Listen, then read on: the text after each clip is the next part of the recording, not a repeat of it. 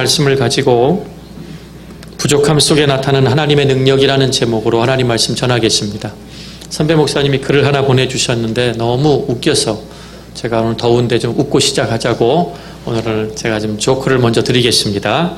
오늘은 재미있는 이야기입니다. 제목은 밥으로 다 통하는 대한민국입니다. 먹는 밥. 혼날 때 또 밥도 없을 줄 알아. 이렇게 혼을 납니다. 고마울 때 진짜 고맙다. 나중에 꼭 밥 한 끼 사줄게. 안부를 물어볼 때 밥은 먹고 지내냐 이렇게 물어봅니다. 아플 때 하는 말 밥은 꼭 챙겨 먹어라. 인사말 식사는 하셨습니까? 진지 드셨습니까? 밥 먹었어. 이게 만나면 인사말입니다. 재수 없을 때 쟤 진짜 밥맛 없지 않니? 이렇게 말합니다. 한심할 때 저래서 저 인간 밥이나 먹고 살겠냐? 이렇게 말합니다. 무언가 잘해야 할 때 밥값은 해야지 이렇게 말합니다. 나쁜 사이일 때 그 사람하고는 그 인간하고는 밥도 먹기 싫어 이렇게 말합니다. 범죄를 저지를 때 너 이러다 콩밥 먹는다 이렇게 말합니다. 멍청하다고 욕할 때 어우 이 밥팅아 그럽니다. 예수 믿는 사람들은 이 말보다 더 나쁜 말 쓰면 안 돼요. 그냥 밥팅아 그래요. 심각한 상황일 때 넌 이 상황에 목구멍에 밥이 넘어가냐 이렇게 말합니다. 엄마가 게임하는 아들 말릴 때 그게 밥 먹여주냐 그러면서 말립니다. 최고의 정 떨어지는 표현 밥맛 떨어진다는 표현입니다. 비꼴 때 그 와중에도 밥만 잘 먹더라 이렇게 비꼽니다. 좋은 사람 밥 잘 사주는 사람 최고의 힘은 밥 먹고 나오는 밥심입니다. 얄미운 사람 다 된 밥에 슬그머니 숟가락 갖고 오는 사람이라고 말합니다. 그리고 좋은 아내의 평가 기준은요 얼마나 희생하냐 이런 거 안 따집니다. 좋은 아내를 기준 한국 사람들은 밥을 얼마나 잘 차려주냐 그걸로 따진다고 합니다. 그냥 웃자는 말이 아니라 목사님이 왜 예수님이 기도를 가르쳐 달라는 제자들에게 무엇을 먹을까 입을까 마실까 염려하지 마라 그러고 뭐라고 그러셨죠? 하나님을 알지 못하는 이방인들이 빌고 구하는 것이 오직 무엇 먹고 살까 입을까 마실까 다 먹고 사는 문제인데 너희는 먼저 그 나라와 하나님의 의를 구하면 하나님의 하늘에 계신 천부께서 너희들의 쓸 것을 아시지 않겠느냐 이렇게 강한 뉘앙스로 말씀을 하십니다. 저는 여러분들의 인사가 밥으로 다 통하는데 제 선배 멘토 목사님이 제가 목사 안수를 받을 때 나중에 힘들고 어려울 때도 이것만을 생각하게 당신이 뭐가 되려고 안수를 받지? 목사 그랬더니 그 목사는 뭐 하는 사람이냐고 묻더라고요. 그래서 멋있게 대답했어요. 신학교에 배운 대로 목자장이 되시는 예수님을 따라 목자의 삶을 사는 사람입니다. 그럼 하나만 기억하라는 거예요. 목자가 뭐 하는 사람이냐? 자기를 믿고 따라오는 양에게 좋은 꼴을 먹이는 사람이다. 그러면 그 좋은 꼴을 먹은 양들은 꼴값을 꼭 한다는 것입니다. 나쁜 말이 아니더라고요. 한국말로 자꾸 욕을 해야 되니까 꼴값 하네 그러는데 여러분들의 인생의 인사가 오늘 하나님 말씀 붙들고 큐티하시며 영적인 양식을 드셨습니까? 이런 복된 인사로 좀 바뀌게 되시기를 바랍니다. 매일 먹는 밥인데 전화하면 밥 드셨어요? 물론 그만큼 안부 묻는 것도 중요하지만 영적인 하나님의 영의 양식 그 꼴을 날마다 드시기를 주의 이름으로 축복합니다. 성경을 통해 우리가 발견하는 하나님은 어떤 하나님일까요? 성도님들이 좀 수준 있게 질문을 하실 때 목사님 성경을 들고 매일 말씀 준비하고 저희 앞에 서시는데 목사님이 보신 성경을 통해 발견한 하나님은 어떤 하나님입니까? 이렇게 물으신다면 제 답은 하나입니다. 성경에서 제가 만난 하나님은 공평하신 하나님이십니다. 저는 그 찬양을 참 좋아합니다. 나 가진 재물 없으나 공평하신 하나님이 나 남에게 없는 것 내게 있게 하셨네. 여러분 묵상하면서 한번 생각해 보시면 여러분 가정 여러분 자녀들에게 남에게 주지 않은 여러분에게만 하나님이 베풀어 주신 은혜와 은사가 반드시 있습니다. 그걸 기억하고 생각하고 영적으로 붙드는 성도를 영적으로 성숙한 성도, 밥을 먹고 밥값을 하는 성도라고 말하는 것입니다. 오늘 때론 참 동의하고 이해하기 어려우시겠지만 하나님은 공평하십니다. 주위를 둘러보시면 모든 것을 다 가진 사람이 있는 것 같아도 그렇지 않습니다. 오늘 본문에 등장하는 사도 바울은 장점만큼 단점을 많이 가지고 있었는데 단점이라기보다는 오늘 본문은 핸디캡이라고 번역을 하는 것이 옳습니다. 바울에게는 크게 세 가지의 핸디캡이 있었습니다. 첫째, 바울은 안질, 끔찍한 눈병을 가지고 있었습니다. 눈이 막 충혈되고 염증이 나서 눈곱이 끼고 오래 뜨고 있질 못해서 사도 바울이 그 주옥 같은 복음의 메시지를 쓸 때 다 말로 은혜 받은 감동으로 얘기한 걸 로마서도 더데오라는 사람이 대피를 했고, 대부분 사도 바울의 제자들, 그를 돕는 동역자들이 대피를 했습니다. 그만큼 사도 바울은 자기의 눈을 뜨고 하나님 말씀을 읽는 것도 얼마나 괴로웠는지 모릅니다. 여러분, 돋보기를 끼시든 그냥 보시든 내 눈으로 성경을 보는 걸 복 중에 복인 줄 알게 되시기를 주의 이름으로 축원드립니다. 크게 안 하시네. 예. 사도 바울은 그렇게 못 봤다니까요. 예. 그 사도 바울의 두 번째 핸디캡은 뭘까요? 심각한 말더듬이 있었습니다. 사도 바울 하면은 설교 무지 잘할 것 같지요. 사도 바울이 설교를 얼마나 이상하게 했는지 제가 기록을 찾아봤더니 사도 바울의 능력이 소문이 나기 시작을 했지요. 귀신을 알아보고 쫓아냅니다. 예수님의 능력의 이름으로.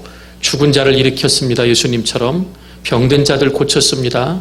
뱀에 물려도 떨어버리니까 신인 줄 알고 절할 때 그러지 말라고 말리고, 하여튼 그 말씀의 능력이 그가 가는 곳마다, 그가 쓴 편지마다 주의 교회가 세워지고 교회가 하나님의 성령의 능력으로 바로 서갔습니다. 그러니 사도 바울이 한번 동네에 나타났다 떴다 그러면 얼마나 많은 사람들이 몰렸을까요? 성경에 보니까 3층 집에 얼마나 가득 찼는지 젊고 혈기왕성한 유두고라는 청년이 창문에 딱 걸터 앉아서 사도 바울의 설교를 듣는데, 어메 이건 얼마나 말을 더듬고 뭔 소린지를 몰랐나 봐요. 그래갖고 설교를 듣던 도중에 졸다가 3층에 떨어져 죽어버렸습니다. 이게 죽었으면 성경이 아니겠죠. 사도 바울이 그 앞에 엎드려서 기도하고 살려냅니다. 난 여지껏 제 설교 듣다가 졸다가 목뼈 부러졌다는 얘기 안 들어서 얼마나 감사한지 모릅니다. 사도 바울은 그만큼 말로 전달하는 데는 굉장히 핸디캡을 가지고 있었던 사람입니다. 그래서 마지막 세 번째, 사도 바울은 간질병을 가지고 있었다. 저희 신약학 교수님은 아주 강하게 말하더라고요. 여기 간질병이라고 이야기한 적이 성경에 한 번도 안 나오는데 어떤 원어를 가지고 그 유출을 하셨나 물어봤더니요, 바로 오늘 본문에 나와 있는 자신은 육체의 가시를 가지고 있는데 그걸 뭐라고 표현했죠? 사탄의 사자. 헬라어 원문을 잘 번역해 놨습니다.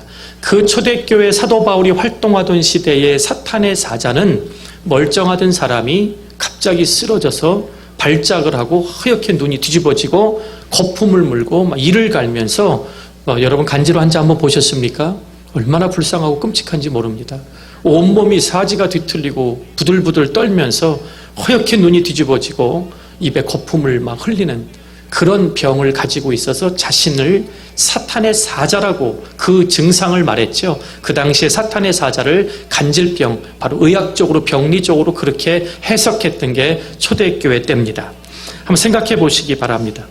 그런 능력 있는 사도 바울이 어떤 사람이죠? 예수님의 복음 부활의 증인되다가 돌에 맞고 태장에 맞고 40에 한 가만매를 맞고 죽도록 맞아서 돌에 맞아 다 죽었는 줄 알고 쓰레기장에 내다 버렸는데, 일어나자마자 루스드라 성에 또 들어가서 그들에게 복음을 전했고, 갇혀 있을 때도 찬양하고 기도하고 죄수들에게 복음 전하고 지키는 간수들에게 복음 전하고 너와 내 집이 예수를 믿으라, 주 예수를, 그리하면 구원을 받으리라. 그런 사도가 얼마나 설교를 많이 했을까요?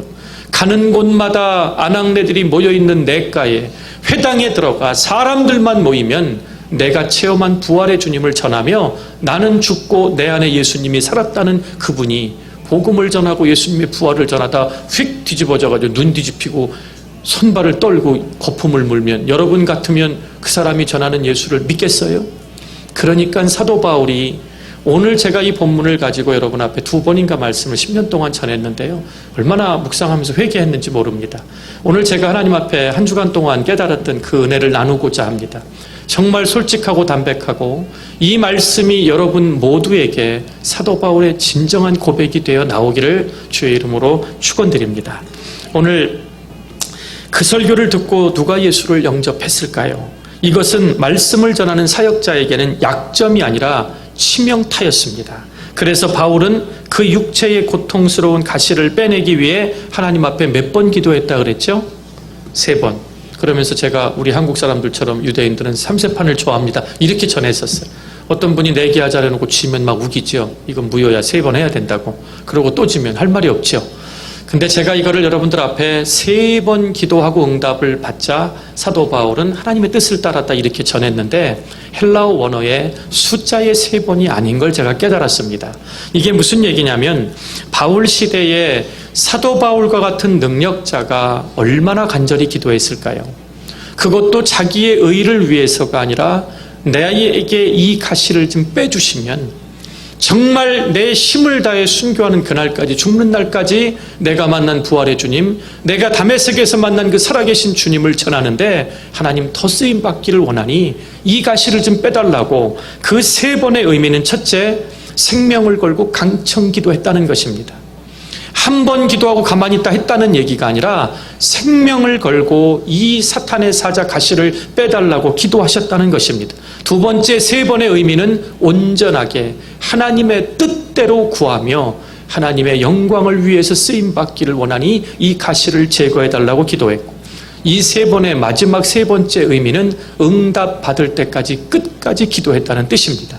그러니까 여러분이 이 본문을 쉽게 생각해서 큰 문제 앞에 한 번, 2번 정해놓고 3번 하고 응답이 없으니 하나님 뜻이 아닌가 보다, 이런 식으로 이 말씀을 대할 수 없다는 것입니다. 그랬더니 하나님은 그 가시를 능히 빼주실 수 있는 능력을 믿고 간절히 기도했는데 바울은 그 하나님의 능력을 분명히 믿었고 확신했습니다. 그런데 너무나 생생한 응답이 왔습니다. 오늘 본문 9절이지요.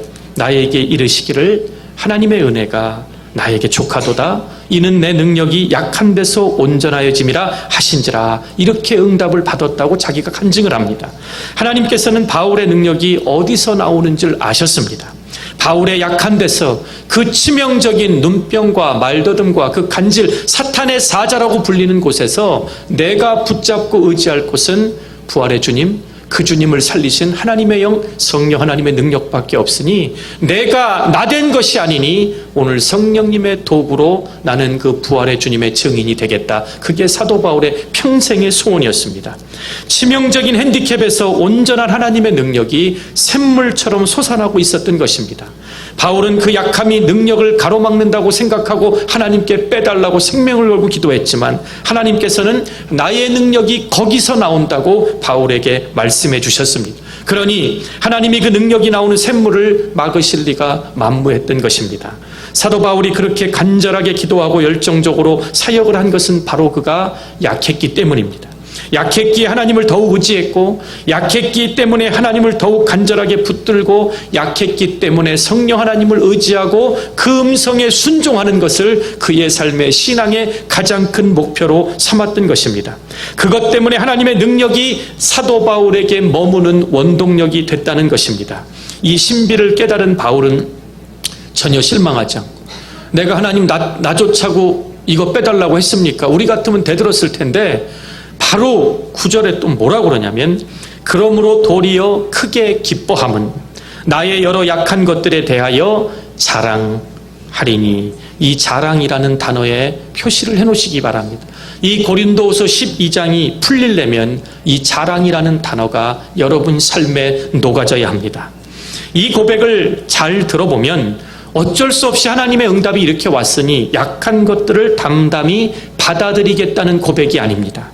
약한 것들을 감수하고 내 사명을 가고 순종하겠다는 뜻이 아닙니다. 바울은 이 약한 것들을 오히려 숨기지 않고 자랑하고, 이걸 자랑함으로 내가 하나님의 능력이 머무는 힘은 이 연약함 때문이니 내가 스스로 자만하고 교만하여지지 않기 위하여 하나님이 죽는 그날까지 겸손하게 주님의 십자가 그 순례의 길을 따라가라고 나를 사랑하셔서 이 약점을 주셨으니 내가 자랑할 것은 이 약함 가운데 주의 부활의 능력이 거함을 당신들에게 보일 수밖에 없다는 신앙의 고백을 하고 있는 것입니다. 바울은 이 약한 것들을 오히려 자랑하겠다고 말합니다. 여러분의 자랑은 무엇입니까? 한국의 이민교회나 한국교회들이 깨질 때 보면 이상한 비진리가 들어와서, 초대교회 때도 그랬죠. 영지주의자들이 어떻게 하나님의 거룩한 성령이 이 물질세계 인간의 몸을 입고 오느냐, 예수님의 인성을 믿지를 않았어요. 그런데 원체 똑똑하고 논리적으로 얘기하니까 교인들이 흔들렸지요. 또 갈라디아 교인들은 정말 구원의 확신을 가지고 예배를 잘 드리고 있는데 예루살렘에 저명한 율법학자들이 오더니 니네 정결례를 받고 할례 받았냐 그랬더니 예배 드리다 말고 할례 받는다고 줄 서 있고, 사도 바울이 얼마나 화가 났으면 이 어리석은 갈라디아인들이 하면서 누가 너희를 대신하여 십자가를 졌냐고 그렇게 강력한 복음을 전했어요. 그러면 초대교회와 사도 바울의 삶은 뭐예요? 그들의 삶의 자랑은 자신들을 새롭게 살게 해주신 예수님의 부활의 능력을 자랑할 수밖에 없었다는 거예요. 그런데 오늘날 교회와 성도들의 자랑은요, 바뀌었습니다. 얼마나 많은 힘과 돈과 능력이 있느냐, 얼마나 재주가 많은 성도들이 많으냐, 얼마나 세상을 놀랄만하게 하는 프로그램이 있느냐, 그런 것이 교회를 대변하는 일이 됐습니다. 하지만 일제시대를 막 벗어나면서 있었던 우리 할머니 할아버지 초대교회는요, 그저 선교사님 말씀 듣고 아멘으로 합창하고 그 하루씩을 하나님 앞에 받은 은혜를 복음 전하는데 평생을 자신들의 몸이 거동할 수 있는 동안에는 복음을 전하며 부활의 주님을 증거하며 자랑하며 살았습니다. 오늘 이 말씀 앞에 여러분의 자랑거리가 바뀌게 되시기를 주의 이름으로 축원드립니다. 사도 바울은 자랑하겠다고 말한 것이 아니라 선포했습니다. 얼마나 놀라운 고백입니까? 약한 것을 공개하는 수준이 아니라 자랑하는 수준으로 고백하는 것은 그리스도의 능력이 머무는 곳이 바로 자신의 약한 것임을 깨달을 때 가능한 것입니다. 이처럼 부족함은 하나님의 능력이 머무는 곳입니다. 약하고 부족하지 않다면 주님께서 도와주실 이유가 없다는 것, 그게 성경을 통해 받은 제가 지혜입니다. 내가 잘났고 교만하고 하나님 필요 없다는 인간은 절대로 하나님의 은혜를 사모하지 않습니다. 여러분에게 약점이 많고 기도 제목이 많은 것을 남들과 비교해서 부끄럽게 여기지 않으시기를 주의 이름으로 축복합니다. 내가 겸손하고 낮아질 때 주님의 은혜와 능력이 머물게 됨을 오늘 이 말씀을 통해 꼭 깨닫게 되시기를 바랍니다. 그리고 주님 다시 만나시는 그날까지 잊지 않으시기를 바랍니다. 예수님은 이 땅에 의인을 부르러 오시지 않았습니다. 죄인을 부르러 오셨습니다. 건강한 자에게는 의사가 의원이 필요가 없습니다. 병들고 아픈 자들에게만 의원이 필요한 것입니다. 약한 것을, 부족한 것을 자랑하는 성도에게 예수님은 능력을 부어주십니다. 이민사회 한국교회가 왜 그렇게 상처가 많고 깨졌는지 여러분 아시죠? 너무 숨을 쉬지 못할 만큼 고통과 기도 제목이 있을 때 나 혼자 감당하기가 힘들어서 그래도 교회에서 만난 기도하는 사람에게 비밀을 털어놓고 나중에 이 소문이 퍼져가지고 내 수치와 치부를 드러냈다고 싸우다 깨진 경우가 대부분입니다. 진리 붙들고 싸우다가 깨졌다는 교회 저 못 들어봤습니다. 정말 말도 안 되는 것 갖고 싸웁니다. 피아노가 강대상 위에 올라와야 되냐 내려와야 되냐 갖고 싸우고, 도나스 먹을 거냐 밥 먹을 거냐 갖고 싸우고, 참 말도 안 되는 것 갖고 싸우다가 얼마나 큰 상처들을 입었는지 모릅니다. 그런데 오늘 그 문제를 제가 왜 말씀을 드렸냐면, 내 입에서 나온 순간 비밀이 없지요. 본인이 이 사람한테만 신실하게 말했는 줄 알고 세상을 살다 힘들어서 딴 사람한테 말해놓은 걸 잊어버리고 이 사람을 미워하니까 같은 교회에서 신앙생활 할 수가 없게 되는 것입니다. 그걸 누가 제일 좋아할까요? 그 틈을 비집고 들어오는 더러운 귀신들, 사탄의 영이 가장 좋아합니다. 오죽하면 성령이 하나 되게 하신 것을 힘써 지키라. 교회 공동체는 내가 의지하고 필요해서 하나 된 게 아니라 하나님의 영인 성령이 저와 여러분의 성격과 백그라운드 모든 게 다 틀려도, 부르신 자리가 틀려도 성령 하나님이 하나 되게 하신 것을 힘써 지키는 것, 그게 바로 교회를 지키는 성도들의 순종이 되어야 할 것입니다. 오늘 병든 자에게 의원이 필요하다. 약한 것을, 부족한 것을, 내가 이렇게 부족하고 약하고 이런 수치와 과거의 치부가 있으니 내가 오늘 하루를 살아갈 수 있는 힘은 오직 예수 그리스도의 부활의 능력밖에 의지할 것이 없다. 이것이 자랑이 될 때, 제가 개척 초기에 여러분에게 말씀드린 게 있죠. 밖에 나갔다 밤늦게 들어오셨을 때 껌껌할 때 제일 먼저 뭐 하시죠? 불을 켭니다. 어떤 분은 껌껌할 때 옷부터 갈아입으신대요. 무슨 고양이에요? 다 보이게. 일단 밤이 껌껌하면 들어오면 불을 켜든지 센서에서 불이 들어옵니다. 그때 라이트에 불 들어온 데부터 어둠이 살살살 물러가는 집 보셨습니까? 그런 라이트 있으면 저 좀 줘보세요. 어둠은 불이 들어오는 순간 순식간에 없어집니다. 사탄이 우리에게 속삭이는 것, 너 지금 인간답게 대우받고 인정받고 잘 살지? 너 과거에 살았던 그 돈 없을 때 고생했던 것, 과거의 상처, 아픔, 이거 남들이 알면 너 사람 취급하네. 그건 사탄의 말입니다. 하나님은 예수님을 십자가에 내어 저주의 나무에 달려 돌아가시게 할 때 우리의 상처, 과거, 아픔, 모든 죄까지 주님은 단번에 해결해 주신 것입니다. 죄와 사망의 사슬을 끊어주셨으니 누구도 우리를 정죄하지 못한다. 로마서 8장에 분명히 말씀해 주고 있습니다. 저와 여러분은 그 수치를 남이 안다고, 과거를 안다고 내가 무시당하는 게 아니라 내가 거룩한 척하고 하나님의 영이 거하지 않는데도 예배 잘 드리는 척하며 사는 사람들, 우리가 정말 하나님의 영이 임재해 있다면 그 투시의 영으로 이 사람 안에 있는 영이 사탄의 영인지 하나님의 영인지 저는 분별한 단계까지 나아가시게 되기를 바랍니다. 여러분, 하나님은 영이시니 예배하는 자가 뭐라고요? 왜 신령이라고 그랬죠? 자꾸 신령하니까 산신령 생각하시는데 그런 영이 아니에요. 성경의 원어에 보면 살아있는 하나님의 영입니다. 그 말은 영으로 임재하시는 하나님 앞에 손 들고 찬양하고 운다고 되는 게 아니라 내가 손을 들게 하고 눈물이 나게 하는 분이 살아있는 하나님의 영이 내 안에 있을 때 그게 예배가 형성이 된다는 겁니다. 그러니까 불만과 짜증과 화나고 한 주간 내내 세상 가운데 살다가 보험 들듯이 교회에 와서 앞에서 손들고 봉사하고 한다고 사람 눈에는 보일지 몰라도 하나님은 인간의 속임수 만홀히 여김을 당하시는 분이 아닙니다.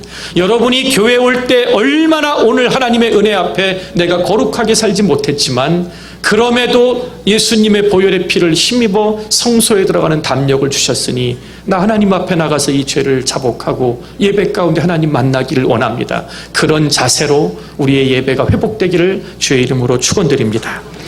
우리 성도들의 자랑은 건강이 아니기를 바랍니다.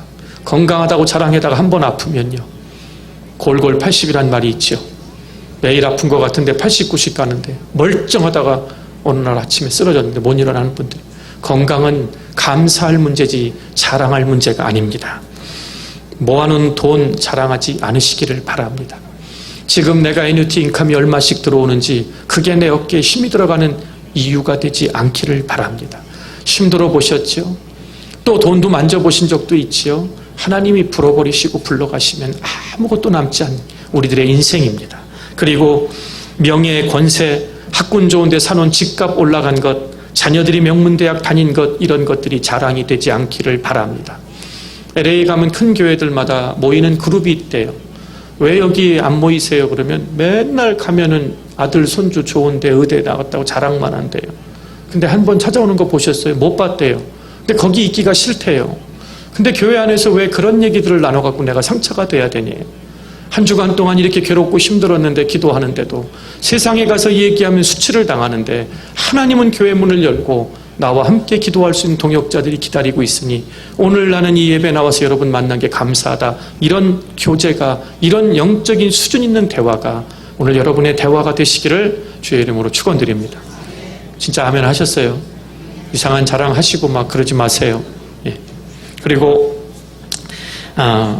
우리가 숨기고 싶어 했던 약한 것들이 우리의 자랑이 되시기를 바랍니다.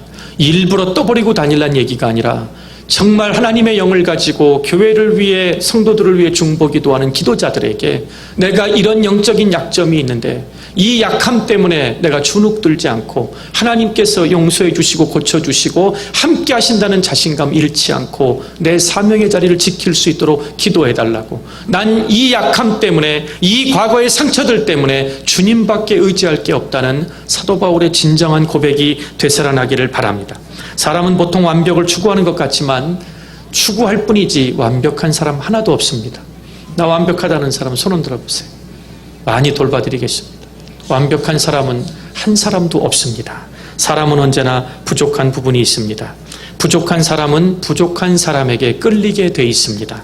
한국의 제1호 커뮤니케이션으로 박사학위를 따셨던 KBS 김은성 아나운서의 간증을 하나 소개해드리겠습니다. 신앙이 참 좋은 분입니다. 그 어렵다는 KBS 방송국 아나운서 시험에 1차 필기 합격되고 드디어 학수고대하던 면접을 기다리고 있었을 때 이야기입니다.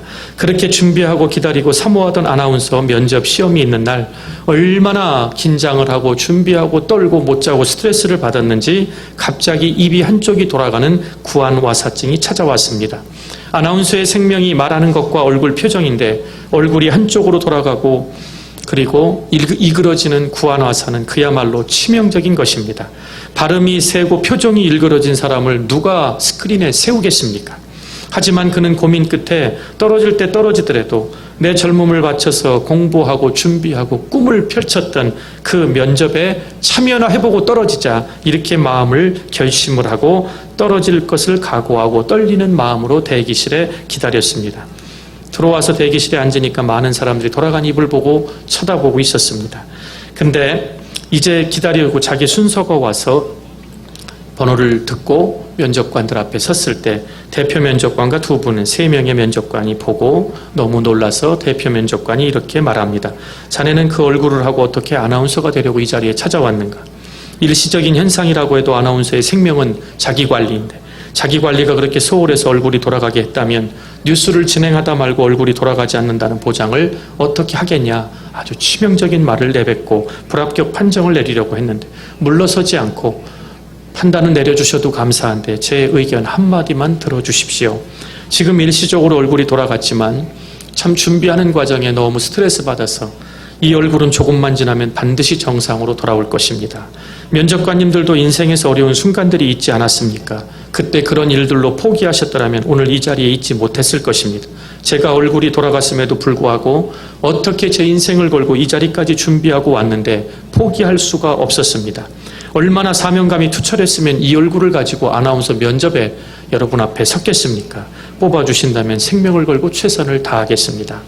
나중에 김은성 아나운서가 들은 이야기에 의하면 그 순간 면접관 중 가장 상관이었던 가운데 있던 대표가 자신도 이 아나운서 시험을 준비하며 탈모로 머리가 빠지고 힘들었고 입이 다 떨렸던 그 순간이 생각나더라는 것입니다. 그래서 그 당당함과 사명감을 보고 점수를 줬는 결국 그 KBS 아나운서 시험에 수석으로 뽑히게 됩니다. 지금도 많은 목사님들 평신도 지도자들에게 당신들이 체험한 하나님을 어떻게 잘 전달할까를 세미나 강사로 아주 유명한 사역을 감당하고 계십니다. 자신이 겪은 고통과 합격했을 때의 기쁨, 그 후 어떤 마음으로 아나운서 직책을 감당했는지가 떠오르자 그 부족하지만 그 당당한 사명감에 마음이 끌렸다고 말합니다. 이처럼 부족한 사람도 분명한 비전을 제시할 때 사람은 자기의 부족함 때문에 부족한 사람에게 끌리게 되는, 하물며 저와 여러분을 머리카락까지 다 세심받으시고 엄마의 태중에 있기 전부터 만세 전에 우리를 택해 주시고 하나뿐인 독생자를 내 영혼 살리시기 위해 십자가에 죽이기까지 하신 하나님이 내 부족함을 부끄럽게 여기고 저리 취하라 이러신다고요? 우리가 신앙생활 잘못했던 배경이 이 말씀에 대한 잘못된 해석에서 비롯된 것입니다. 하나님 앞엔 숨기는 것이 있을 수 없습니다. 오히려 하나님 앞에 있는 모습, 연약한 모습 그대로 드러내고 이 연약함 때문에 나는 하나님이 필요합니다. 하나님의 은혜 아니면 오늘 하루를 살 수가 없으니 저를 불쌍히만 여겨달라고 그렇게 하나님 앞에 찾아 나오시는 여러분 되시기를 주의 이름으로 축원드립니다. 그리스도 안에서 참 자녀가 되었다면 우리의 모자람과 부족함과 연약함을 숨기려고 할 필요가 없습니다. 여러분 어떤 인생이 제일 밥맛이에요? 제가 이렇게 물어봤더니요, 척하는 인간이래요. 뭔지 아시죠? 여러 종류가 있습니다.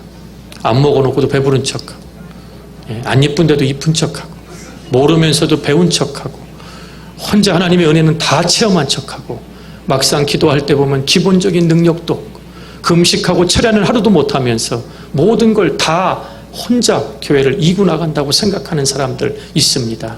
근데 하나님은 누구를 쓰신다고요? 나는 부족하니 하나님이 쓰시면, 하나님 말씀하시면 듣겠나이다. 바로 그런 겸손한 자를 쓰십니다. 여러분 교회 나와서 예배 드리시면서 그거 하나만 지키시면 됩니다.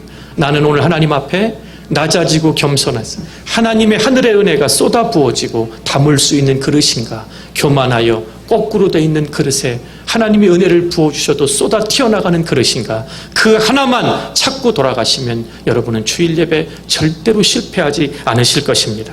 또한 하나님께 있는 모습 그대로 아뢰고 하나님의 긍휼히 여기심과 능력을 의지하는 지혜가 있기를 바랍니다. 우리들의 부족함을 포장하여 그럴듯하게 보이는 성도들이 단 한 명도 없기를 주의 이름으로 축원드립니다. 하나님 앞에서 나의 모습 그대로가 가장 강한 힘을 지니고 있음을 깨닫게 되시기를 바랍니다. 제가 이러면 또 증거를 드려야 되죠.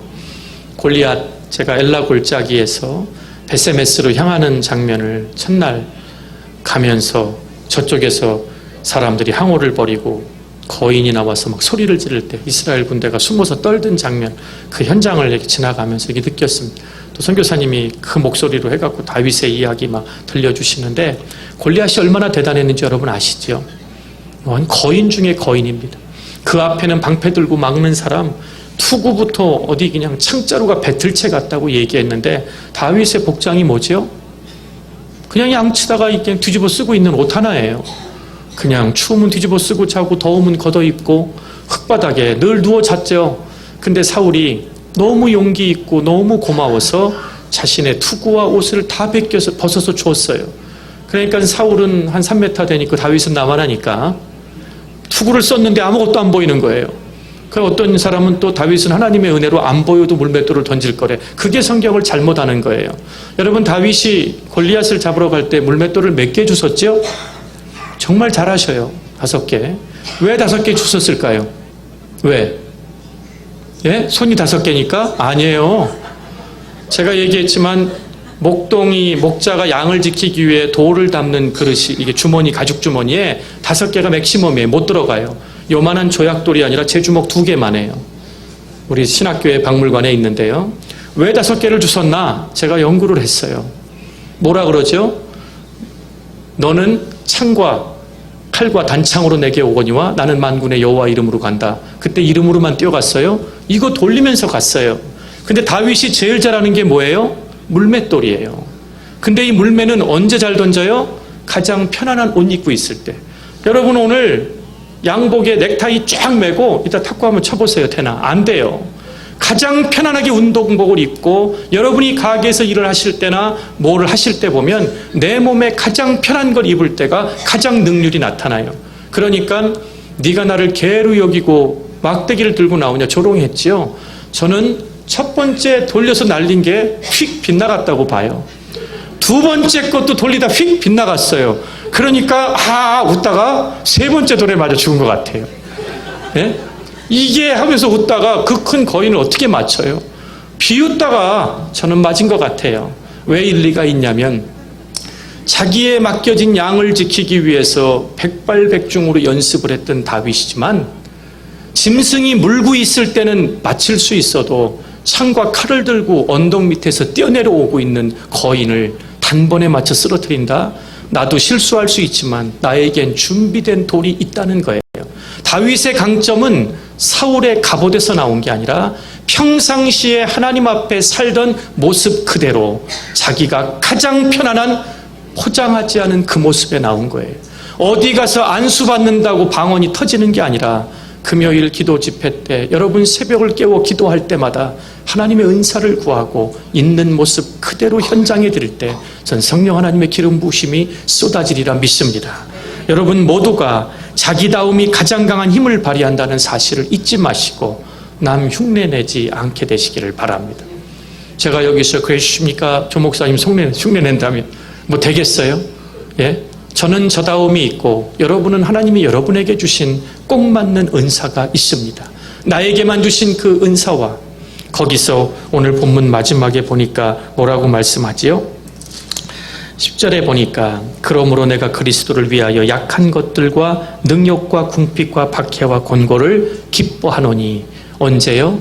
이 약함을 자랑하고부터 이 약함 때문에 오던 모든 핍박도 기뻐할 수 있는 자리에 누구 때문에요? 그 약함 때문에 부활의 주님이 나에게 머물러 계시는 그 능력 때문에 오늘 저와 여러분이 하루를 살 수 있는 힘이 바로 거기서 나오시게 되기를 주의 이름으로 간절히 축원드립니다.